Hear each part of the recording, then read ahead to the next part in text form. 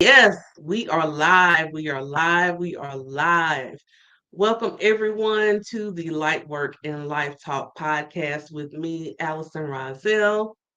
Oh my goodness, I took last week off because life was lifing. And so I was like, okay, I'm not in the right headspace to do this. And I got a lot of balls in the air right now. I'm getting prepared for a master class. I've got a launch that's of something, all these different things. So my head was not. I was not. But I'm glad that I took that week off because now I am fully refreshed and ready to talk to this special guest that I have sitting here with me. The beautiful Denay Nicole Dominic. Thank you. Thank you. How are you? I'm good. I'm so good. And I have been waiting for this conversation. Ooh, I've been waiting for it. So, y'all, I gotta tell you, because I was thinking about this. I was like, it feels like I've known Danae for like the longest time, but I don't Yeah. really think it's been that long, but it just feels like we have been connected for a long time. And so I was like, I think number one is because we're both Leos. And then number two, it was kind of like for me, like an instant connection to you. And I was just very attracted to what you were offering because it was a master class that you offered. So I've been thinking about that. I was like, yeah, me and Danae really haven't been knowing each other that long, but it just feels like it. And I love those types of connections. Yeah. So before I start running them off at the face, let me kind of Okay. slow down just a bit. And let me allow this beautiful goddess to just introduce herself and tell us who you be, what you do. Who I is. Um,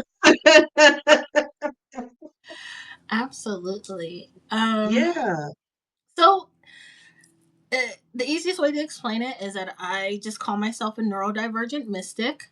Um, I am an omnist, which basically means that I believe that there is truth in all religions and spiritual practices. Right there, I believe that there are many paths to the creator source. As far as my business goes, I do teach, but it's through like psychic mediumship. And then also, I am a death doula. And a death doula is someone who offers holistic support to people and their family members while they are actively in the stages of crossing over to the next life.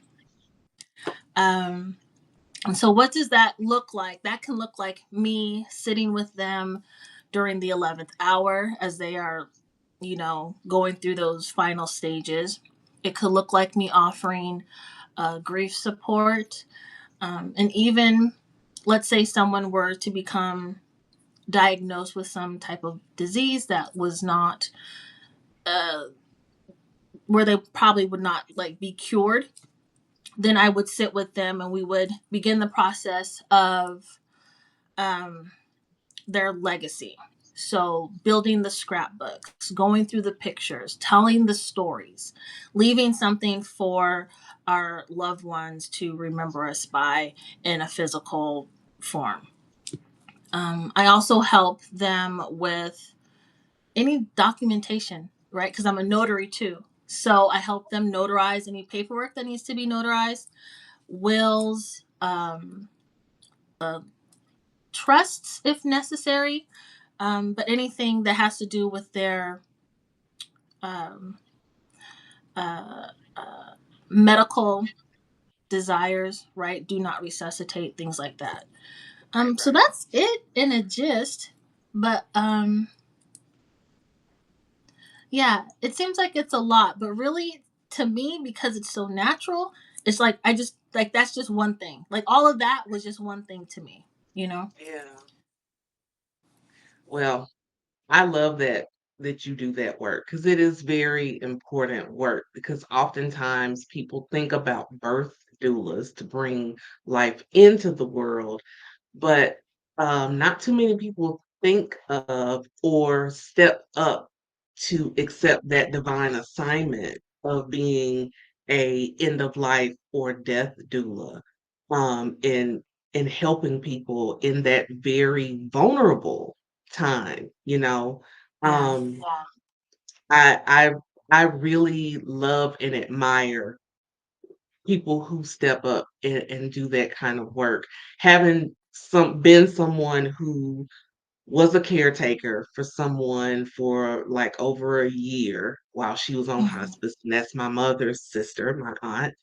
Um, and fortunately, with me being a healer, not a death doula, but I'm a healer, I was able to use some of the things that I know could help her in that transition. Things like Reiki, crystals, essential oils, prayer, listening to music that gives her calm and peace, whether Mm. it be gospel music or listening to Frankie Beverly, because she was a big Frankie Yeah. Beverly fan. So I just love that you do that work.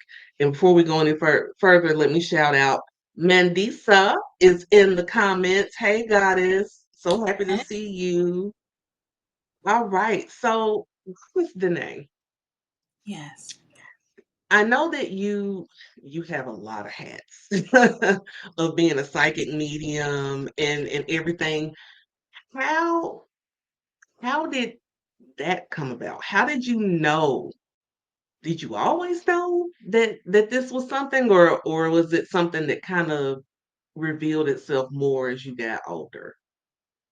Um, a little bit of both. So, as a child, I knew that like I was different. Okay. My grandma used to just say that I was an old soul. Because I would sit with the old people. Like when you're 3 or 4 years old, sitting Mhm. quietly isn't something that you would normally be able to do. But I was able to Right. do that for hours. And still to this day, I feel very comfortable with older, mature people. But um, before I could remember, I was told that I would talk to people in my room. Mm, I was told that, and well, this is something that I actually remember is knowing like who was calling on the telephone, things like that. But then it began to be where I was seeing people um, that I didn't know, but I would say, "Oh, I know that person" if I saw them in a picture. And then at that time it began to be where my family would say don't talk about that. I think with a lot of us, especially black folks growing up in the Christian church, it comes a time when they're like, that's demonic, don't do that, right? So I had to shut it down. I shut it down for like years, even though I was still extremely intuitive and had um you know uh the ability to sense energies when they changed, or different frequencies. I guess the best way to say it is like when the mood in the room changes, I would notice that. So just as I got older, when I left the church, like in my mid 20s, things then became a lot easier for me to understand and be willing to develop more, specifically like my psychic abilities, um, allowing myself to channel messages, allowing myself to actually hear different people who have already crossed over. So it's a little bit of both. I've always known that I was different, but I had to close off that difference. I had to become normal. I had to become neurotypical. I couldn't be who I am. And so maybe back in like 2018, I was just like, I'm done with it. I have to know who I am, and I have to allow myself to figure out like, what is this? Because there should be no reason why I'm walking in the mall and I can see someone with someone, but I can see through that person what is going on, you know? right. So I Wow. found myself getting a lot of books. finding a lot of books, specifically by an author by the name of Cindy Dale, reading all of her books, joining different groups, um, especially like paranormal groups where they worked on developing psychic abilities. And so that's how everything came to be. And then what really pushed me to like really come forward with what I do and to share it like live with everyone was when my grandmother passed away. And I don't know if anyone has ever noticed that like once like a matriarch passes away, a lot of the a lot of that person's mantle may be shared with Right. their loved ones who are still here. And so Mm-hmm. she passed away. I she passed away. I got a divorce, moved to Gulfport, Mississippi, just to find out that and I've never wanted to live in Mississippi. Just to Mm-hmm. find out that I lived a mile away from where she lived when she was living in Biloxi. Oh, wow. I learned that that's where she met my grandfather. Like all these things just came about. My favorite restaurant was in this hotel that she used to be uh the baker. I wanted to say cook, but she didn't cook. She was the baker. And I Oh, didn't realize wow. any of this until I moved there. And I was like, there has to be something here. Mm. So I allowed myself to learn more and to free myself from the programming of just authority in general, Right. parents, society. And I just allowed myself to be. And from there, I really found that a lot of my spiritual gifts, a lot of my psychic abilities began to come through very, very heavy, very clear. And um, I was like, well, now I can share it. Now I can really be who I am because now I feel comfortable because now I know who I am. And that's in a nutshell how everything unfolded. That's beautiful. That's really interesting how that came together, the synchronicity of Mississippi and you Yeah, going there. You're like, I don't know why I'm here, but then you later find out why exactly you were there right.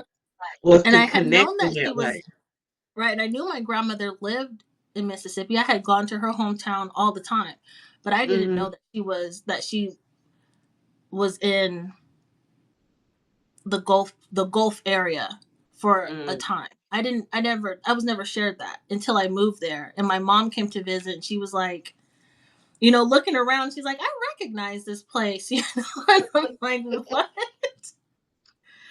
So Wow. Wow.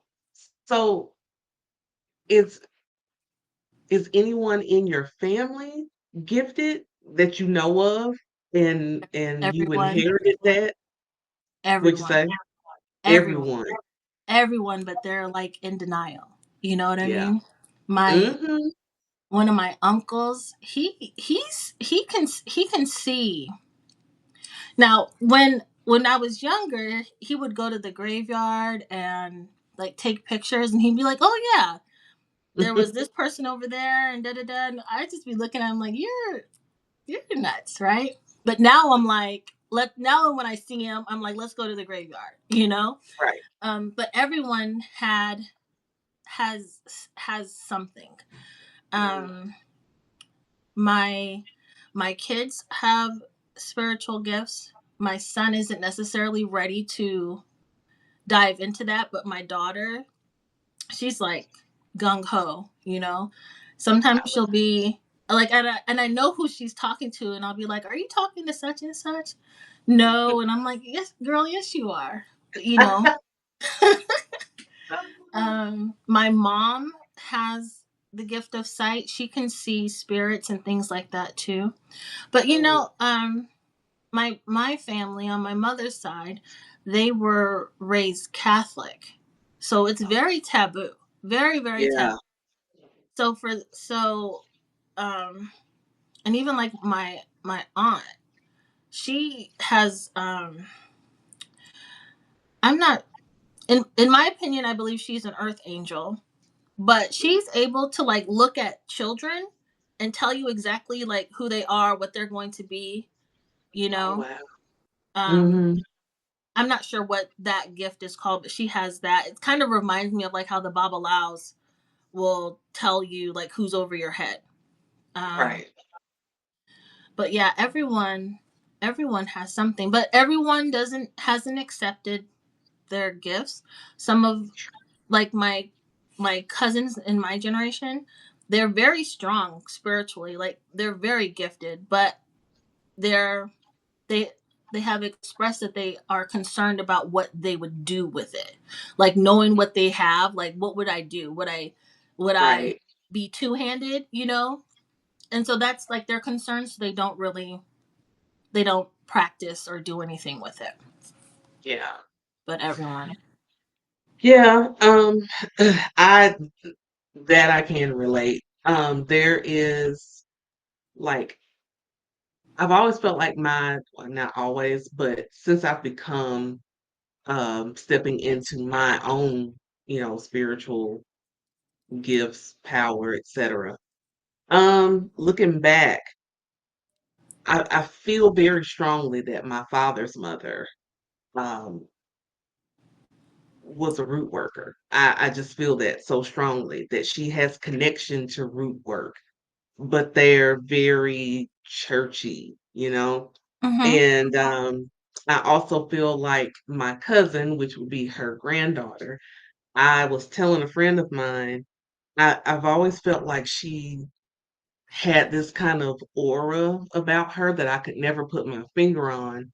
And then one day I was just sitting thinking about it. I was like, is my little cousin a witch? Because I kind of feel like she is, and she just not gonna step into it because of the church thing. But Mm-hmm. yeah, and Yeah. not a witch as in Hocus bad. pocus. Yeah, Yeah. not the Hollywood kind Yeah. of witch. But you But know, we I all no, have those capabilities to we alchemize do. our energy and to get the things that we want solely based off of thinking and speaking it out loud. So it's not always about, you know, the herbs and the candles and stuff like that. There's many people who can just be like, I'm going to get a Infinity Q45, and then in like less than 6 months they have the money and they get the car, you know, or they randomly go to a car auction and there's a car for $600 and they're like, oh, that's Right. mine, you know. So, but yeah, I Wow. think spiritual gifts run through. Well, I believe it 100% that we all have some type of um extrasensory Yeah. abilities, but you just have to tap into them. You have to allow yourself to be open to use them, and not to be afraid, and not to believe the propaganda that it's demonic or evil, or you know, you're um mentally ill or something like that. So Right. Right. Yeah. And that, I think, I am glad that we are coming into a time where it's not quite as taboo as it once was. A lot of people are stepping into this. However, one of the things that kind of irritates me is some of the people that are stepping into it really should not be. Uh, do that are tell. stepping into it are doing things, some unethical things, or they're not really they're it's kind of like they're using it as their get rich quick thing. Mm, So we have to be mindful. And those people have always been around, like those fake fortune tellers and yeah. and stuff When like is that. People like that have always been around. Yeah, like they sell the snake oil. Yeah. Sorry. Yeah. Sorry, y'all. My bracelet was a loose. That's all right, girl. That's all right. Yes, they Um, sell the snake oil. Yeah. But that's in all things. All things can be used for positive and negative. It just depends on what your, I guess, what your truth is, what your soul is really calling you to do. So, yes. That is so true. So, so true. So let's talk about how, because one of the things that you had shared with me that it was important that we kind of talk about death in itself and dispel some of the dark aura about it, if you Yeah. will. Because people really are afraid to talk about death, to think about it. I mean, it's not like we all want to sit and think about dying. It's not that. But, it's gonna happen to all of us, Yeah. one way or another, sooner or later. And so, can you talk about how, since now you're stepping into this role, what are some of the things that you notice about how people are when it comes to death and talking about death? They don't want to think about it at all. Like, if I Yeah, don't think about it, if I don't talk about it, it won't happen. But if you don't talk about it, then how are you going to know where your great grandma Susie's diamond necklace is? That's the heirloom that she left to you, but you didn't want to talk to her about it because right. it made you uncomfortable. um I'll say this: I really believe that death became like a taboo topic when we stopped having um our family members like passing away in the house and then staying there to be viewed by the family and the community. I think when it Mhm, all became very sterile and everyone was just shipped to, the hospital, or they died, and then immediately the what is it called, the people from the morgue would come and pick up the body or whatever. Um, mhm, when it became sterile and it transitioned to a negative aspect instead of something beautiful, right? The transition of life, it, it's it's beautiful and it's fascinating, and there's nothing to be afraid of. Now, the happenstance or even witnessing active dying could be scary because you aren't expecting to hear the sounds, see the things, and smell the smells, right? right. But it's the same as if you think about when you bring life into this world and a woman is pushing and pushing.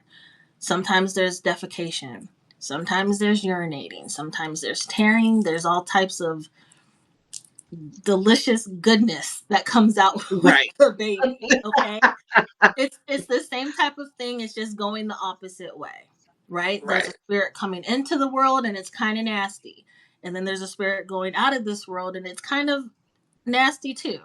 But it's still a beautiful process if you allow yourself to just be open to seeing it for what it is. Because now this person, let's say they were in pain and they had been sick for a long time. Now you know that they no longer are a part of this shell, right? This avatar, some people call it, and they are in spirit form and they are free and they are beautifully healed and they are able to move freely. Um, it's important that we begin to talk about death and how the person who is actually dying, like what they want during the process. Do you want to be with your family? Do you want to be in the nursing home? Do you want to be at your house? Do you want, or hospice?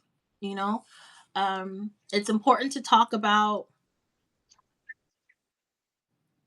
And I say this lovingly, but it's business as usual, meaning you have to talk about the paperwork, the money, Yeah. the property, all of the things. Where does everything go? What do you want us to do Right. with these things? And as a death doula, that's one of the things that I help the family do, is put everything together in a binder. Even Right. if it's just, even if the person doesn't have anything to their name, I'm going to put your pictures together. We're going to put your cards together. Your some people find a lot of value in the paper, and so we Hmm. put that all in a binder as a keepsake for the family. Right. But I just want to iterate. If you have the conversation, if the family has the conversation with the loved one prior to them being gone, it will alleviate a lot of stress. And there's a part of that grief where you're like, I should have said this, or even I just need some more time. But you had all this time, but you couldn't, even if you can't speak, just listen, you know? Yeah. Just listen to what the person has to say and what their desires are for their belongings, for their body, all of those things. Um, what else can I say about it? There's so much to say, so many things that I have experienced and witnessed. Um, and I know that all in all, right, losing a loved one, like it can be hard, regardless of if you've been around or not. It can be hard, and there's always going to be that time when you miss them and that you want them back. But if you are a spiritual person, then when I say this, you will understand it greatly that your ancestor, when they are on the other side, they can do so much more for you than what they could while they were living. Yeah. Energetically, it's a totally it's a totally different I want a dimension. It's a different ability that they have, and it may take a lot more of you to be able to follow the guidance and to receive the support from the other side, but they're able to coordinate so much Yeah. better than what they could when they were here, because they were in the flesh, they were in the physical. And in this world, everything is um slower, it's heavier. On the other side, it's not like that. It goes differently. There's no time, everything is just is, and it happens as it should. Yeah. So i hope that I hope that what I Yes. say today helps someone, uh, Yeah. maybe not to fully understand the process of death, but at least to say, hey, I need to start having these conversations with my loved ones, or even like me myself. You as your own person need to have these conversations with your children, regardless if you're sick or not. They need to know what's going on. They need to know what Right. your expectations are. And the more you're prepared now, then when it comes time when you actually need it, it's going to be a lot easier for everything to happen, because everyone already knows like what the plan is. Right. Yeah. Yes. Absolutely. Absolutely. So when the other thing, what gave me great comfort, and sometimes I try not to dwell on it too much, but I'm like, I wish I was in a different spiritual place when my father passed away, but I hadn't Mm-hmm. gone through my spiritual awakening at that time. Mm. Um, and there's that part of me that's like, God, I wish I was in this spiritual place. Yeah. Um, but I don't dwell on it.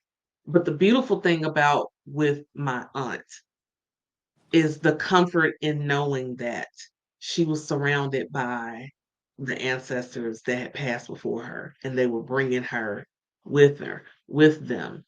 And is that something that you find that brings people comfort as well, is that their loved ones are being guided by like my aunt, you know, I like to think that her parents were there, my grandparents. Mm-hmm. That her cousin, which was her best friend who had passed away like years ago, I would But like to think that Jackie came to get her or whatever. I was gonna ask, did your aunt see her best friend as her sister? Yeah. Did your aunt have, it's like her hair is black, but there's like streaks of gray, but she has it like it's kind of, it looks like pin curls. Um, I'm trying to, because there's like a woman standing Mm-hmm. next to you on this side. Mm. She has her hand on your shoulder, but she's like kind of tall, but not really. But Mm-hmm. she's taller, like taller than average. Um, but she like has her hair in pin curls, Mm-hmm. and she is she's very sweet in the face. I'm not sure how that. That kind of Yeah. sounds like my grandma. Okay. That sounds like my grandma. Now my grandmother, if you're seeing her, and I don't know how they look to you when you see Hmm. them. If she has light complexion and a round face, that's my grandma. Um, This person is brown skin. she's brown. The person that's coming to my mind for some reason is my great grandmother. Okay. But I don't know if she was tall because I never met her. Okay. I don't know. Um, so that could possibly be her. Because my aunt, um, she wouldn't have had pin curls. Um, no, No. she wouldn't have pin curls. But Okay. that does sound like one of like my older family. Okay. I don't know, They keep but that showing me on Sanford and Son the lady that was Fred Sanford's sister-in-law. How her oh hair. yeah, That's the hair that they're showing me. okay, So that whoever this it's person is, like brown. they're standing Mm-hmm. next to you. But to Okay. answer your question, and I'm sorry, but like if I don't say No, anything, that's good they'll because keep I like looking at me like, "Are you until gonna you say recognize that I'm something. here?" So I apologize for that. No, don't apologize. Don't apologize. But this lady, she's just tapping you on the shoulder. I think this person is like always with you, supporting you Mm, and guiding you. Um, okay. so this person may have been like 5'6", 5'7". They do have a round face, but they're brown skin. Not like not my like fairer than me, like lighter than me, Mm, but not as light as you. Does that make sense? yeah. Um, yeah, she's kind of round. She does have like a large bust, but she's with you. I'm Okay. just not sure who this is. But when but the person, like when you're talking about the best friend, they're like, that was my sister. So that's why I asked if she thought Jackie was her sister. Saw her as her sister. I mean, well, okay. I'll put it this way. When my aunt passed away in like years before that, she was losing her hair. Okay. And so her hair was very low cut. And I guess maybe I just don't remember a lot about how she may have worn it maybe when I was a lot younger. I'm trying to think. I know she used to wear rollers. She used to Mm-hmm. wear those pink foam. You remember those old school rollers? Yeah. And she would put a scarf on her head and wear that to go to bed and get ready for work in the morning. So I mean it could be her because yeah, now that I'm thinking about it, she did used to wear her hair because You'll she had probably hair. you'll probably find a picture. Yeah. You'll probably find a picture like up under something, under a bed or something.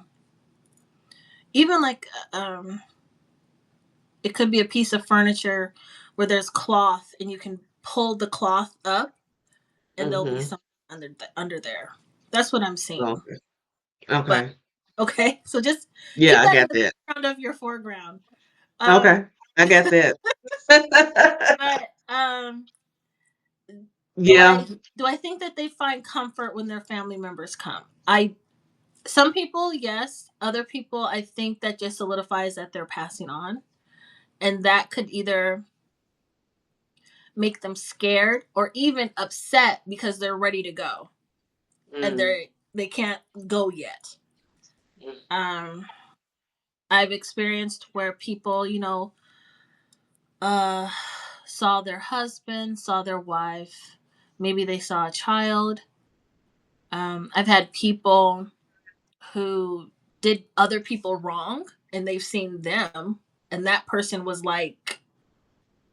um, picking with them, like, oh, I'm waiting for you.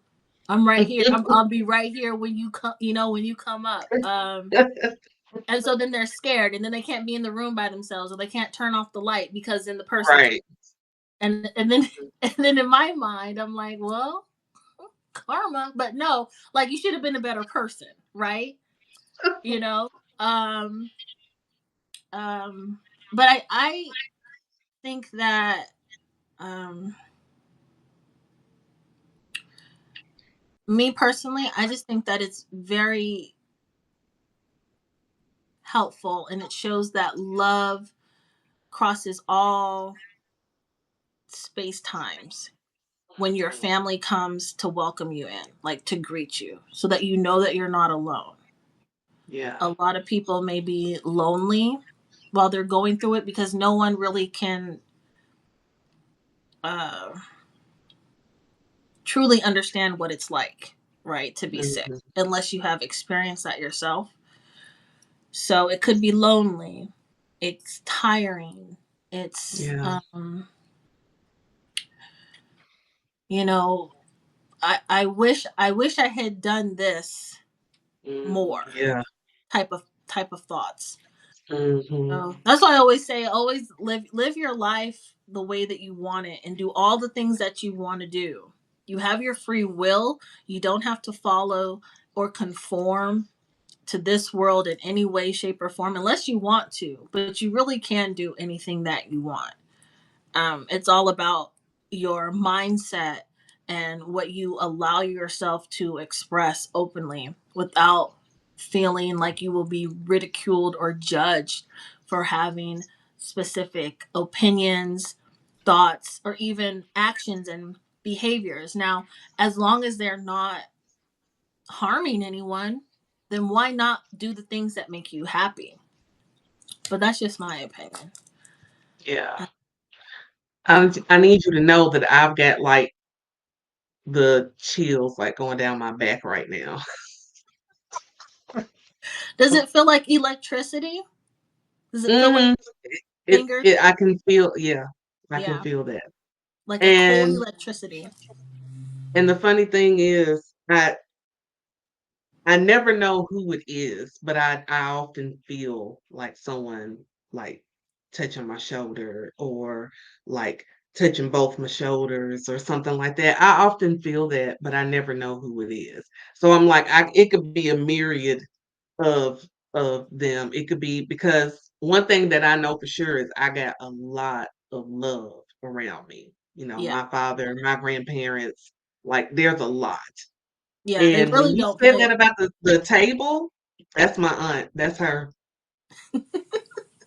She know that's something that she would know. Yep, that's Hmm. her. Mm-hmm. Love it. Yep. That was awesome. Thank you. Yeah, no worries. My pleasure. Yeah. Excuse me. So, before we got on, I pulled a card because this is what I often do on the podcast is I'll pull a card to see how our conversation aligns and whatnot. Because I like doing stuff like that. I So I know. pulled from a deck of cards that I pulled from in a long time, and for some reason, this deck just kind of was like the last couple of days, like you need to pull from me. So I've been Hmm. pulling, and so it's African Goddess Affirmation Deck by Abiola Abrams. This is like Oh, I love her. her very first deck before she became Hay House. She had this one, and then there's another one I got back there too. Uh huh. So. the card that I pulled, and I hadn't looked at it. Okay, this is a good one. So it's Goddess of Truth.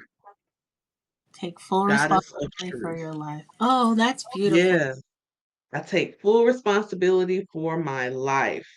And this is Goddess Ma'at, the Hmm. Egyptian goddess. And it says, are there others you blame for your life circumstances? What if you took full responsibility for the good, the bad, and ugly choices you have made? You always have a choice, because you just said that. You always have a choice of what to do next. Delve into this thought with the truth of Ma'at, Egyptian goddess of justice. I love that. Amen. Ashe and amen. Yes, Ashe. So I think that's beautiful to align with what we were talking about, especially with you talking about you and your truth and how we all need to start living our truth and understanding that it's okay to be different, you Absolutely. know? Please be different. We can't all be the same. Please be different. There's so if you so I like to remind myself like if I am a reflection of the creator, I'm just like one facet and everybody else is different. That's why our paths are so different and why we could all be in the same room watching the same situation happen, but we will all perceive it differently. And that is Yes. because we are all completely different. And so that is, it's so important to just allow yourself to be who you are and stop. Mhm. You have to get rid of that programming. A lot of folks, I believe, are going to start deconstructing and decolonizing from um, um, I want to say like religion, but they're not necessarily giving up on it. They're just Right. creating their own way of of belief, you know? Yes. Yeah. So I Yes. don't think anyone is turning back, turning their back on God, let's say, their creator, whoever they worship. I don't think they're turning their back on them. I think that just what they believe to be true about how they can worship and how they can have the relationship is going to change. Yes. Yeah. Yes. Absolutely. Absolutely. Excuse And me. that right there, when we start that at that part and start to step into that, I can have a connection with my higher power in Hmm. the way that feels most aligned for me, Yes, you know? that part. Yeah, yeah. Goddess Denay, oh my God. We could probably talk a long All day. time, girl. All day. We could talk a long time because I have so much more, and I'm like, nah, we're gonna make this short because I know people's attention spans They can watch the replay. Pause. They can come back later. come back. Yeah, yeah. Yeah, But seriously, we will definitely talk again, though, for sure, absolutely. for sure. But I thank you so much, my sister. Thank you, thank Thank you, you. thank you for Thank you for coming on. having me. Yes, this was so much fun. I appreciate you so, so much, and I love the work that you're doing. I have to say this. I need you to know that I am very proud of you. Oh, So proud of you. Everything that you are doing, the way that you have stepped into this role and this just a shift of who you've just from the time that I met you to now, just like a total like shift. It's like you're you, but you're more in like you. So it's like keep yeah. going, sis. Keep going. Yeah. Thank you. Thank Keep you going. for acknowledging that, recognizing it. And it just means, it really does mean a lot to me. Like, I can't express to you, like, how much you mean to me. Okay. Oh, Because you may not even realize, but a lot of, and again, we've only known each other, not even, it hasn't even been a whole year, but what you teach, um, what you offer, like your energy, like it has allowed me to be to it has allowed me to allow myself to be me. Okay. Like you have been a part of the transformation. So thank you. Well, I love it. Thank you for letting me come along. I appreciate it. Yes. All right, y'all. All right. Well, thank you all so much for those that are here live. Goddess Mendisa, Goddess Christine. Hey, Goddess Christine. Hi, Harry Patton. I don't know you, but hey, thank you for watching. And for everyone that is watching and listening. That's what I was trying to say. On the replay. I appreciate you. So thank you all again for joining us. Thank you, Goddess Denay. Until next time, this has been the Light Work and Life Talk podcast with me, Allison Rozelle. See you next time, y'all. Bye for now.